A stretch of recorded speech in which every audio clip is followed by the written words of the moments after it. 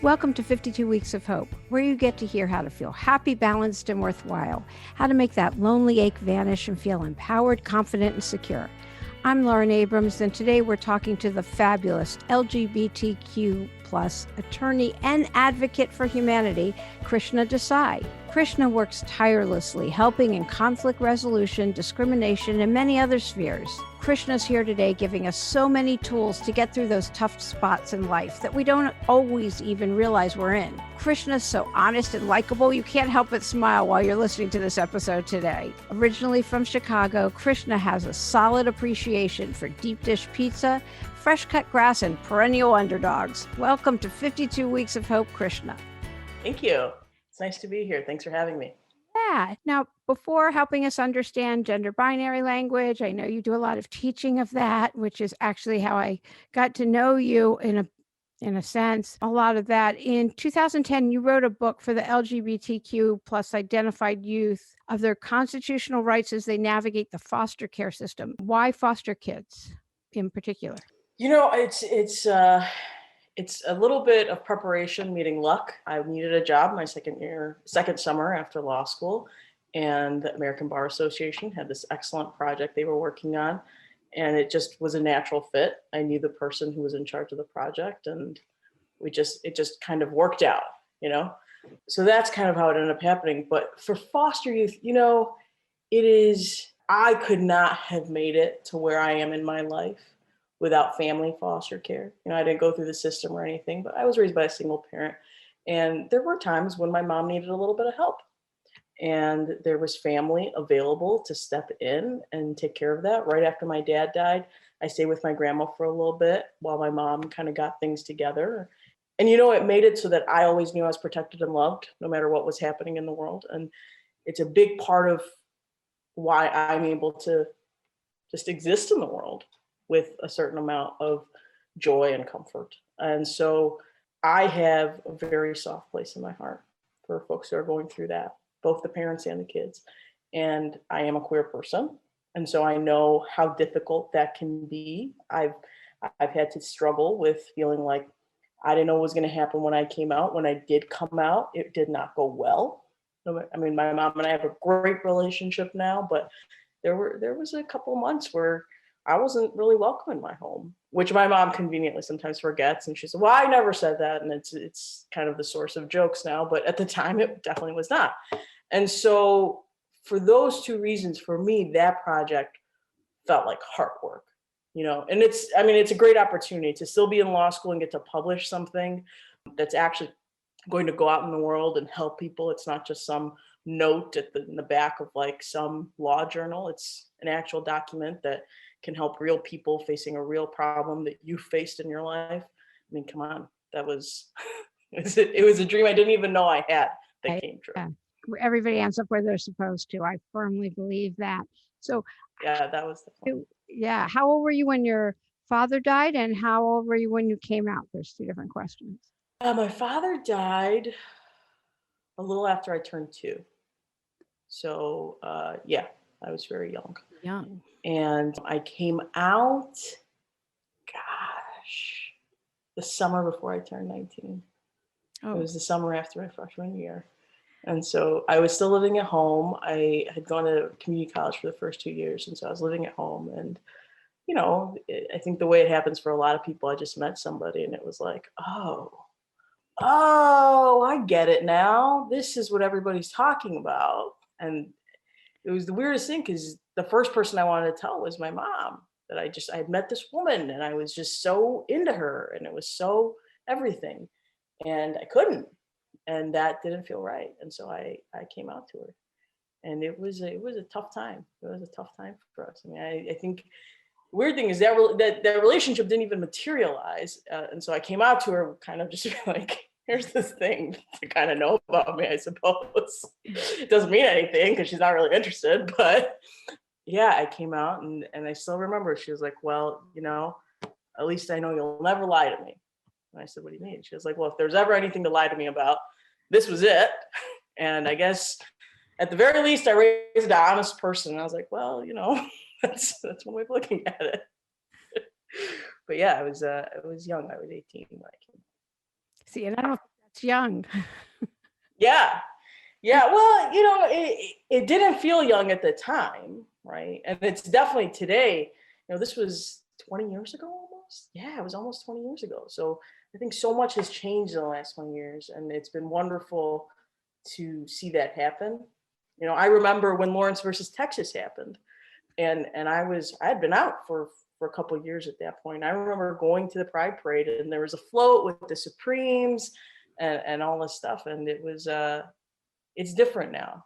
And of course, the way it was in 2001, 2002 is very different from the way it was in the 80s. And so it is exhilarating to hear kids coming out when I have a friend, their daughter just let them know that she was trans and she's 5, and they're supportive and everyone's on board. And it's amazing. It's amazing to have been a 5-year-old kind of trans non-binary kid, not knowing anything about it. And then in my late 30s, see a 5-year-old having similar feelings, but a completely different experience. But yeah. A few different things. Yeah, as my kids have grown up, they've told me about this one is now that one. And I mean, it's just a natural part of their life growing up. So Yeah. yeah, that's why to me, I was like, oh, that sounds late. And when it was just you're gay or you're straight, and that was it. Yep. Those were the options. No other choices as far as I knew until I moved to Hollywood. Oh, well, that And there, must have been an education fast. yeah, but then again, you mentioned cases, and everybody on here may not be a lawyer, so Oh, that's right. want That's to right. explain which case is being celebrated? Oh, sure. In 2003, that was when the Supreme Court ruled that you couldn't criminalize queer activity. And up until then, in some states it was okay, in other states it wasn't okay. And it was kind of weaponized against queer folks, the enforcement of that. And now, 17 years later, it's kind of a funny thing we get to say, like, I did this before it was legal. But at the time, I think it was, at the time I lived in Chicago, and so it wasn't really a concern. But I think there were parts in the country where it was, and after 2003, it wasn't. Yeah. How did you learn how to navigate your own roadblocks, and what do you think have been your biggest roadblocks? Clearly, your mom would be the biggest heartache, but Oh yeah, and I think that feeling is mutual, unfortunately. I will say this. It's hard to know what one's roadblocks are when you're going through it. You just think this is happening to me and this is it. And this is how life is going to be forever. And then you navigate around it and you realize, oh, this is what the other side looks like. For me, I was a victim of child sexual assault. And for me, grappling with that has been kind of a lifelong challenge, I guess. It's one of those things that you really have to, it stays with you, as one can imagine. It stays with you. And it's not just the event, it's everything that happens surrounding it that you also have to learn how to navigate. You have to learn how to navigate the PTSD. You have to learn how to navigate the anxiety. And doing all those things and everything that emanates from that, managing everything that emanates from that, I think was one of my biggest challenges. Growing up in America in the 80s and 90s as a person of color was not pleasant. I definitely had a lot. And then this is, I'm in Chicago. This is not a place where you consider, I'm in the suburbs of Chicago. I'm not even in the city at that point. And it's not something that you think of like, oh yeah, that's probably pretty bad. But it's a society we live in, and kids will bully kids for anything. And that happened to be the thing that I got bullied over. So connecting with other people and figuring out a way to say, okay, well, this person is probably safe and you can connect with them. And this person, hang on a second, let's see how this goes before we get any further. I think those are my two biggest challenges, and continue to be in some ways. But in terms of navigating around them, I don't have any I mean, I went to therapy as a young person. That really helped. It helped me figure out, if nothing else, that the problem wasn't me. It wasn't, it was the world around me was impacting me in a certain way, but I was fine. I was going to be okay. And I still remember that session. I still remember that childhood therapist I had who was fantastic. And I wish that every teenager, regardless of what roadblock they're confronted with, or any adult, any person, that was the most impactful thing I needed to hear. And I heard it, and I've kept it with me every day, that tomorrow is always a new day, and everything that's happening isn't you, it's what's happening around you. You can Yeah, still be yourself. So that's huge. oh yeah, it saved my life. I'll tell you that. And so that really having that sense of self, having that self-confidence. And honestly, this is kind of what I was talking about before. Being raised by your grandparents, even for a short period of time, can be such a blessing, because you now have these people who are just interested in loving up on you. This is obviously not everyone's experience, but for me, and I think for a lot of grandparents, they're so excited that you exist that they'll leave it at that. Whereas with their kids, they might have been a little bit more critical, a little bit more managing them, micromanaging them. With grandkids, it's like, are you happy? Great, because you're doing great. And my grandmother had 6 kids. And so I was kind of like the 7th shot that she had. And by then I think she perfected her techniques. And, I went to school. I was in India at the time. My mom was in America. She had sent me to India for a little bit to be with my grandmother. And she would go to school with me, but I went to English school, and she doesn't speak English. So she would go to school to come pick me up, and she would ask all the teachers what the homework was for the day and learn it really quickly, so that when we got home, she could make sure I did my homework and I did it correctly. And I think when you are surrounded by that kind of love, that kind of investment from another person, you just know, that you're worth it. It gives you a sense of self-worth that nothing else can, where it's like, no, you are worth going to school as a 60-year-old woman, learning a brand new language just to ensure that you're doing your work right. And so if somebody else is willing to go to those lengths for you, you're going to get out of bed the next day. You may not get out of bed that day, but you'll do it for yourself the next day, that, look, I deserve a better day than the one I had yesterday. And I'm here, and I'm going to make sure I have that good day today. Yeah, that's great. Yeah.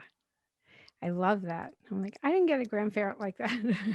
Yeah. Must, I mean, yeah. that's pretty extreme. That's so great. And it's got to help you in your law practice. It helps you on the empathy level. All of these experiences, I'm just so much. I don't know if you do trial work, but well, nobody does right now. Yeah.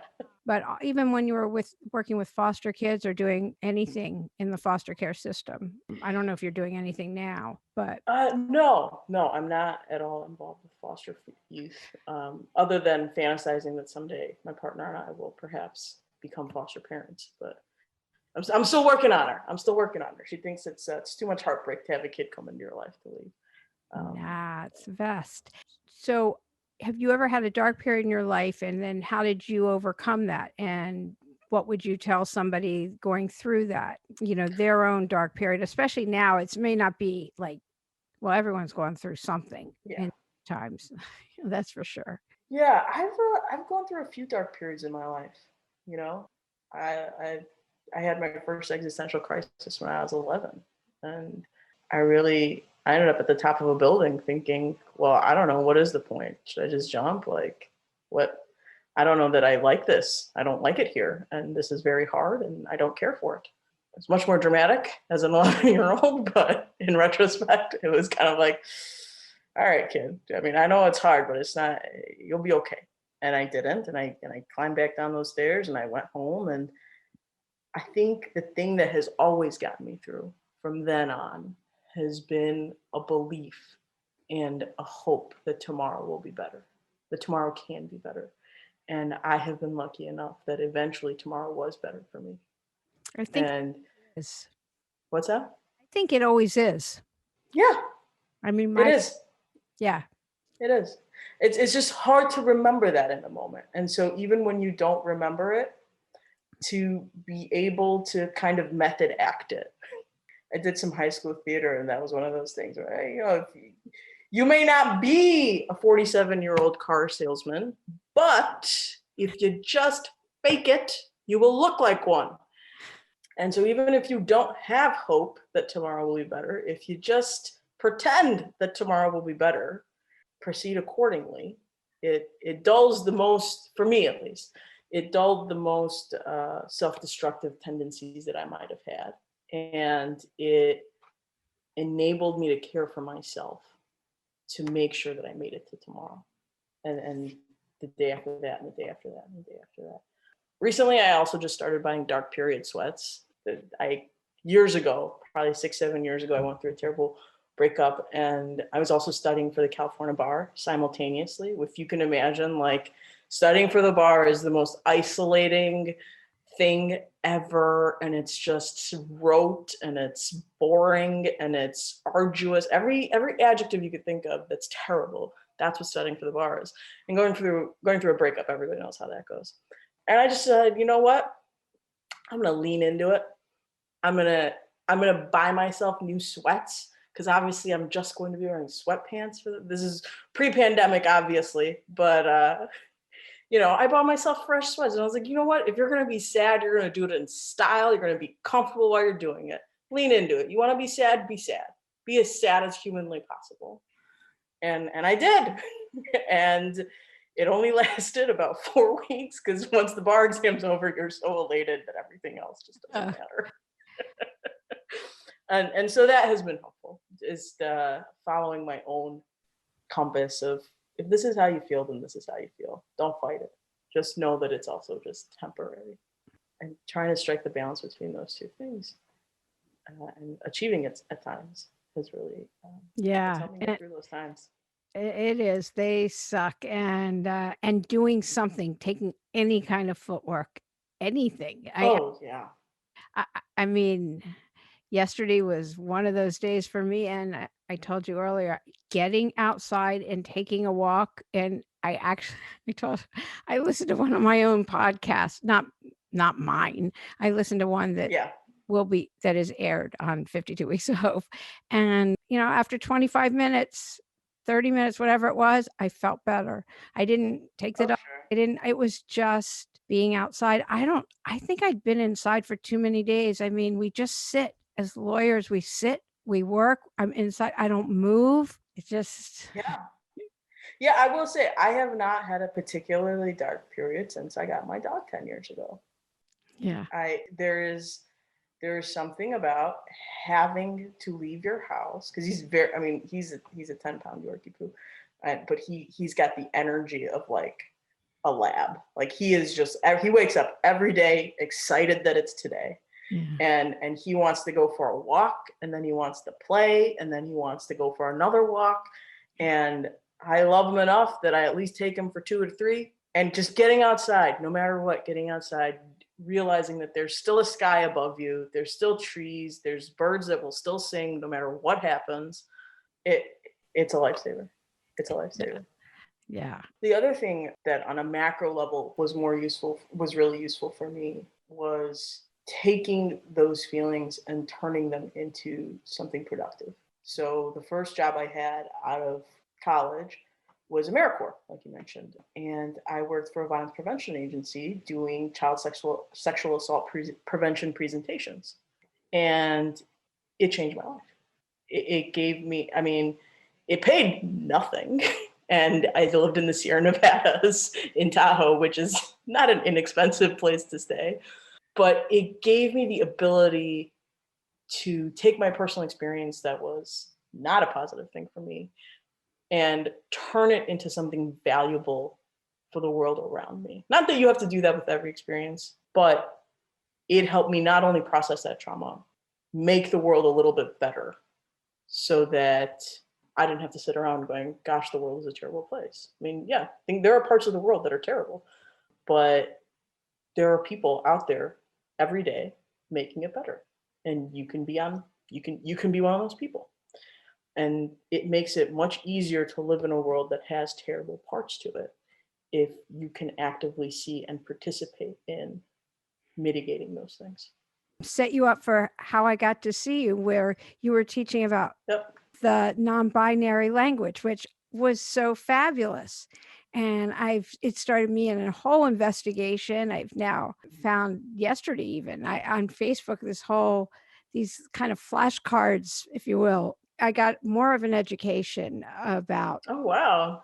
do some, but I saw some more. It was like, don't confuse, don't ask me if I'm queer, don't confuse gender and sexual orientation. And it was so simplified, which is what you did. You did such a great job with that. Thank you. Would love, love, love for you to give a truncated version, if you don't mind, of just the difference. Because even telling my friend about you coming on and using the pronoun they, their, not was different for me. Yeah. Other trans people on, and I didn't use the they, their pronoun. So I think it gets confusing. If you don't, Yeah. I Oh, I don't. it's so good, and it's just so educational. And I was having Yeah. a discussion with this group on Sunday on Zoom. Nobody had any idea. Yeah. And Yeah. educated people, their kids are not necessarily straight or anything, but that doesn't matter. It's like an education is so needed. So I have posted this everywhere, by the way. I've been posting all over. I was really excited about interviewing you, but you Oh, that's clearly so got kind. started in your original giving back when you were at AmeriCorps, or now I know why you're so good at it, because you started way back then. Yeah, I mean, it was, and the AmeriCorps thing was actually a natural outgrowth. Doing those presentations was a natural outgrowth of being on a speech team in college. And I was on a speech team in college because I literally wandered into the speech team room, and they had a comfortable couch, and I sat on it, and they were like, well, we're about to have a team meeting. And I was like, well, let's hear it. And so it's interesting where life will just take you if you're just looking for a comfortable place to sit. But well, let's start here. As a lot of people know, there's sex that you're assigned at birth. The doctor takes a look at you and goes, let's click this box over here. And that right then, right, there's a large number of individuals who are born intersex. In fact, being intersex is as common as being a redhead. And this is something we don't talk about, but somebody made a choice and decided you were born with this particular body, and therefore you are this particular thing. As a society, we've constructed gender, right? If you're born in this particular body, then you have these particular traits, and we've created a binary. Just like we say, well, there's only two sexes, now there's only two genders. And what we found over time, and I think a lot of societies have known since time immemorial, is that it's just not that simple. There's a number of different sexes, and there's a number of different genders, and our language needs to catch up. Specifically, the English language, which is the language we all use currently, needs to catch up to what has been true for people for millennia. And so, where you have he and she, you also have they and z, and a number of different pronouns that people like to use. Personally, I use they and them because that's what fits best with my gender identity. I don't identify as a man, and I don't identify as a woman. I don't feel particularly exclusively masculine. I don't feel particularly exclusively feminine. And creating space within not just our language, but our imagination and our society for people who don't fit into the binary is difficult because as human beings, we are definitely taught, look, it's either paper or plastic. These are your options. It's either this or that, this or that, this or that. But we're obviously capable of making more than a binaristic choice. We're not computers. It's not all 0, 1, 1, 0, 0 up here. And so that's what this allows people to do, to be able to use non-binary pronouns, to identify as non-binary. It means different things for different people, but creating that space means something to me just because it's my experience, but also I think it allows people to be more comfortable in whatever skin they're in, to be able to name it and to own it. Yeah. And I think that's so great. And I don't know what caused 11-year-old you to feel the way you did, but the bullying and all of this of kids, I think the more education, the more information, the less of that, hopefully, kids will Oh, feel. sure. I mean, there's two aspects to that, right? There's educating people, and this is kind of what I was hoping to do through that book with the ABA, knowing your rights, knowing not just your legal rights. I mean, that's important, but nobody in the day-to-day is like, well, actually the Constitution says you can't bully me. Understanding that you're okay, you're different, but that's okay. It's okay to be different. And as simplistic as that sounds, it is something that people need to learn, because society and media and the stew in which we all live often gives you the message that it's not okay. And so it's very important that there is a proactive effort to ensure that people feel okay in their skin. And the other thing is to deal with bystander behavior. Because a lot of times people, and I do this a lot in my work, and my partner who does consulting on this also does this a lot. She does bystander intervention trainings. Because sometimes you see it happening and it's not your fight. No one's bothering you, and you don't want to get involved, and you don't know if the other person wants you to get involved, and kind of want to mind your own business. But being able to intervene as a bystander, being able to stop and say, well, hang on a second, this is inappropriate. That's also an education that is required. And it's something we expect of people, that, well, like, how can all those people stand by and watch it happen? But nobody ever goes through it, not in school, not at home. There's never like, when you see something happening, here's how you intervene. It's, if you see something, say something. It's like, well, to whom? There's nobody. You're on a bus right now. Who are you going to say something to? So wait, where is, and how? If somebody wants to know, how do they get bystander intervention training? Where would they go to do that? Well, you could check in your own community. There's often nonprofits that offer that training, but you could also just reach out to us. I mean, we provide that training as well for workplaces and also for schools and things like that. It's one of the things I did as an AmeriCorps volunteer. Part of violence prevention is, ensuring that it's not like violence comes out of nowhere. There's usually an escalation period, and if you can de-escalate it in that moment, then you're good. I mean, you're not great, but for the moment, you're good. And so I do de-escalation trainings, and I do bystander intervention trainings as well. I actually volunteer as a de-escalator at various actions around the Bay Area and around the country. So usually if there's a concern that counter protesters are going to get violent or something like this, I'll be there, and kind of, when somebody starts to get a little aggressive, be like, hey, just, you don't have to do this way. And I've been lucky enough that it's worked so far. Yeah, I'm still here. That's true. I'm still here. There was one protest in Texas where there was this threat of armed protesters and armed counter protesters, and armed counter protesters. And that was the only time I was really scared for my safety. But other than that, it's mostly just words. Yeah. Are you trained in any form of self-protection, martial arts? No. You're giving. I mean, nope. Okay. No, definitely not. Definitely not. I took one self-defense course, and that's about it. No, it's one of the things that for I don't know how many decades I was like, I should do that. They always say. Oh yeah, it's certainly on my list of things to do. A couple of nights ago, my partner and I were, I guess, accosted, not physically assaulted, but definitely the legal definition of assault, while walking our dog at like 6 o'clock in a residential neighborhood. And that was when I was like, whoa, gosh, I've been meaning to do this for a while. Maybe I should look into it. But then the feeling fades, and so does the motivation. Yeah, I understand. Are there any practices that you do on a regular basis to help you maintain a positive mindset or anything like that? Yes. I have developed a fairly, I won't say that it's as regular as I would like, but more regular than it's ever been before, meditation practice. I find that really helps me stay centered and grounded. I do like to get outside every day. I need that.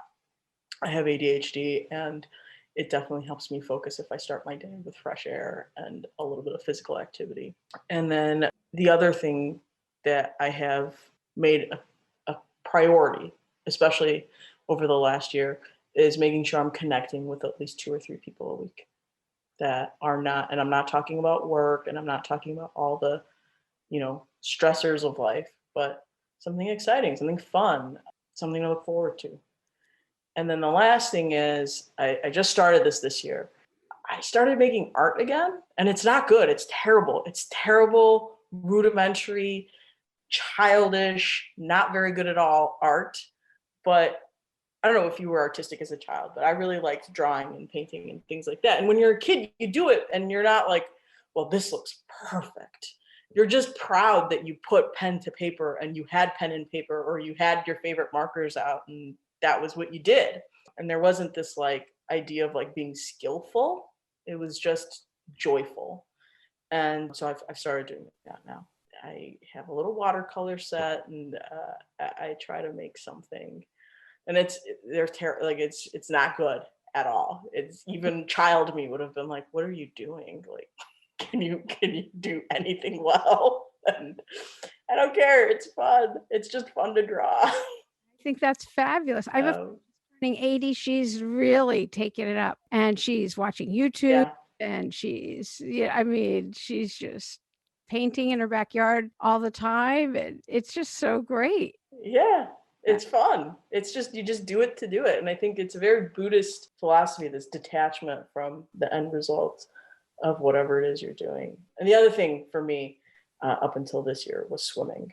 I just getting that physical activity, just getting yourself the endorphins if your body isn't making them, or if your environment is zapping them out of you, knowing that, there's a balance in there that you need to help yourself maintain, has been for me really helpful.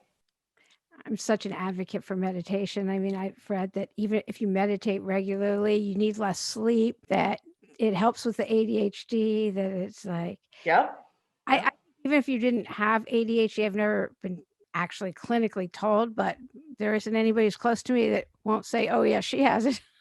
But COVID has made it a million times worse. I'll be working at something and somebody say, "Did you see this?" And then I'm off in that direction. Then I'm here. I'm like, click on this. And so I'm definitely doing the 3 priorities in the morning that I have to get done. And I look at them oh yeah, wait, what were the priorities? And putting the phone away when I'm actually writing a brief or, stuff like that. Oh yeah. Writing one of my blogs, or writing for me, not the legal writing, but writing for me is what art is for you. I love to write. Yeah. I think having something from which you don't make any money, that it doesn't matter how you do it, and just having that practice of like, this is something I do that brings me joy, that I do for myself, and being able to do that, it's so key, I think, to mental health. And for me, it's also a good indicator. Like when I'm not doing that, I know that something is up with me.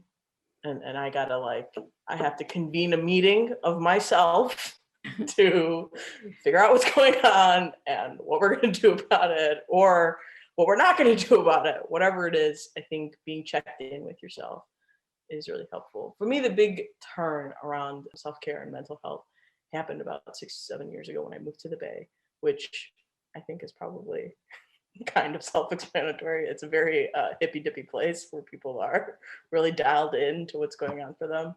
A pretty stark contrast with what's typically considered the mindset in the Midwest, which is where I'm from. And I read this. I'm from Chicago. Okay. Mostly. So what made you move to the Bay Area? I just wanted to. That was it. It was just, I had lived in Chicago. I'd lived in Arizona. I lived in Tucson, which is a great little city. I lived in DC, which I loved, but it's a company town. And if you don't want to work in the government, or you're not particularly into the federal government, it's not a great place for you, but it's a fantastic place to hang out for a while. And I spent a month in LA, and it wasn't the right fit for me. And so this was the place I'd always wanted to live. And I was like, well, I don't have a job, and I don't know anybody there, and I don't have a place to live, but I do have $1,000 and this terrible Honda Civic I was driving at the time. I'm just going to go and see what happens. And that's what I did.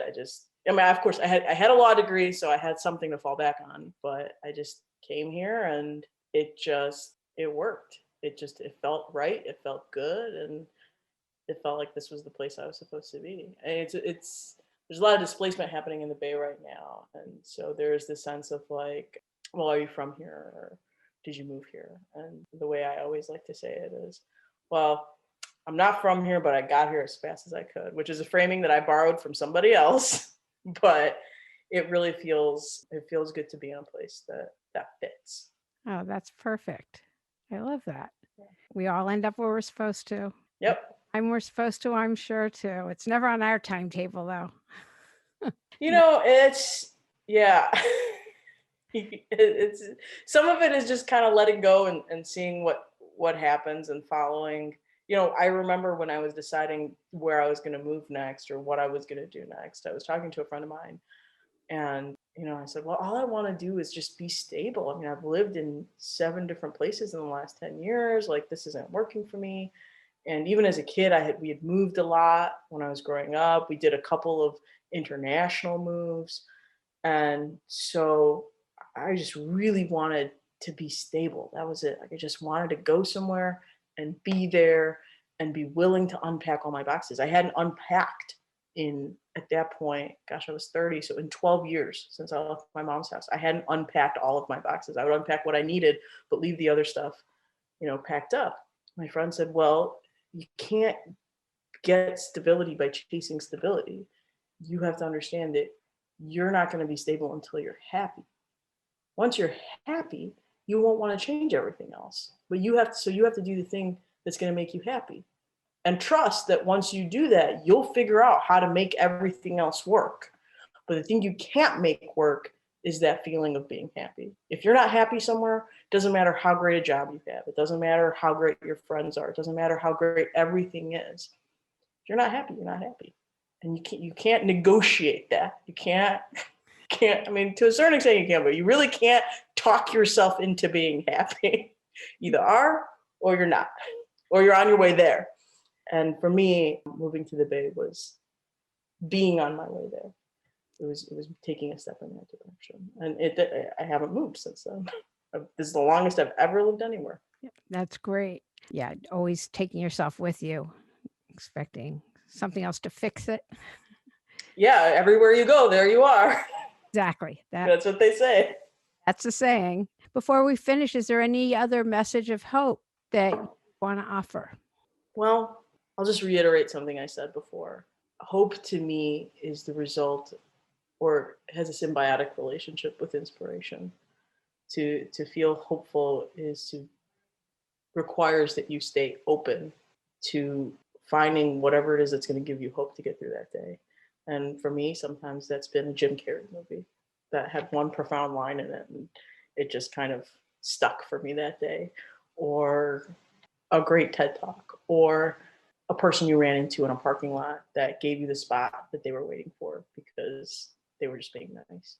Being open to that, being kind to yourself. If you can do those 2 things, for me, I have found that nurtures that hope. That hope is a practice. It requires that you stay engaged with it. You have to tend to your hope. You have to feed your hope. It won't just be there anytime you need it unless you are consistently, as much as possible, refilling that. That's all I can say about that. That's what's gotten me this far, and hopefully it will serve me in the future. If not, I know what podcast to turn to. Yeah, right. Yeah, definitely. You'll come here, part of this community too. Yeah, exactly that. Thank you so much for being a guest today on 52 Weeks of Hope. I so enjoyed talking to you and getting to know you a little bit better. Thanks so much for having me. This was such a fantastic exercise. I really appreciate it. Yeah, I really, really loved it. I hope you enjoyed this week's episode and take with you Krishna Desai's messages of genuineness, tolerance, and purpose. She's such a good example of these, and we can all use a bit of them or a lot in our daily lives. Be sure to tune in next week when renowned dating coach Evan Mark Katz joins us for a super interesting, candid conversation about dating and actually a bit about men. I was really looking forward to talking to Evan, and the conversation did not disappoint. You'll love this one. Evan's been helping singles for years. He's written 4 books, and he's been featured in hundreds of media outlets. including Today, the New York Times, and CNN. Since 2015, Evan's blog has over 30 million readers. He's super interesting to hear. You definitely want to tune in next week. Until then, remember, please subscribe to this podcast, leave us a positive review, and send us feedback on our website, 52weeksofhope.com. I'm Lauren Abrams. Thanks for listening.